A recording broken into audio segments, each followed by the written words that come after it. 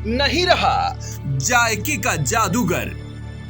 शहर नवाब को अपनी लज्जत से दुनिया में पहचान दिलाने वाला एक नाम, जिसने 100 तरह के मसालों का मिजाज मिलाकर कुछ ऐसा तैयार कर डाला जिसने उसके नाम और शोहरत के बीच की खाइयों को मिटाकर दुनिया में अलग पहचान बनाई।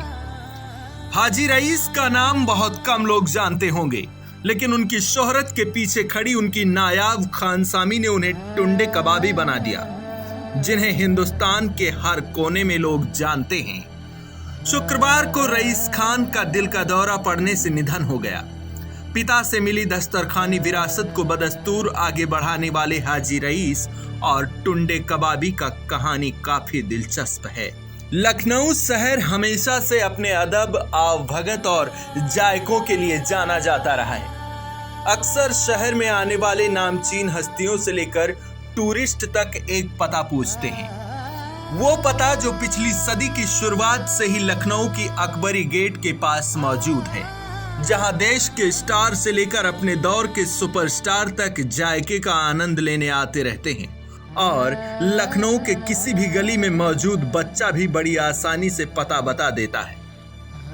लोग पूछते पूछते वहां पहुंच जाते हैं जहां शाही कबाब के दीवानों की सुबह से लेकर शाम तक दस्तरखान लगी रहती है और बड़े से बोर्ड पर लिखा मिलता है टुंडे कबाबी।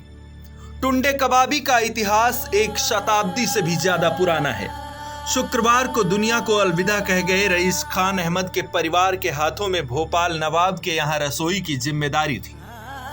खाने पीने के शौकीन नवाब के दांत कमजोर होने लगे। अब उनके लिए ऐसे कबाब की व्यवस्था की जानी थी जिसे आसानी से बिना दांत के भी खाया जा सके।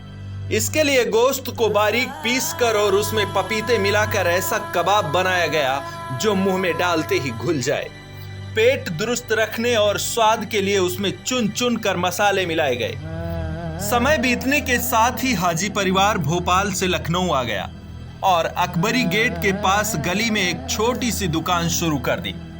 हाजी के ये कबाब इतनी तेजी से शोहरत पाने लगे कि देखते ही देखते पूरे शहर में चर्चा हो गई।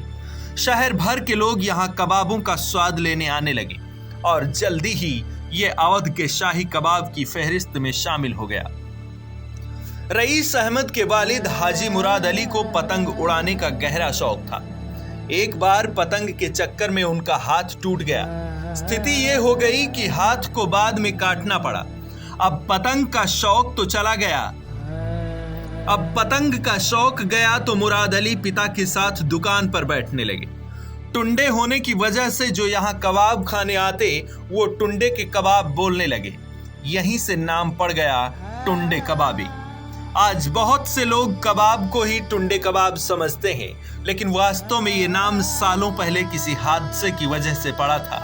आज टुंडे कबाब को हिंदुस्तान ही नहीं बल्कि दुनिया के कई देशों में शोहरत हासिल है, जो रईस अहमद खान के बाद अगली पीढ़ी के हाथों में है और पीढ़ी दर पीढ़ी आगे बढ़ता जाएगा।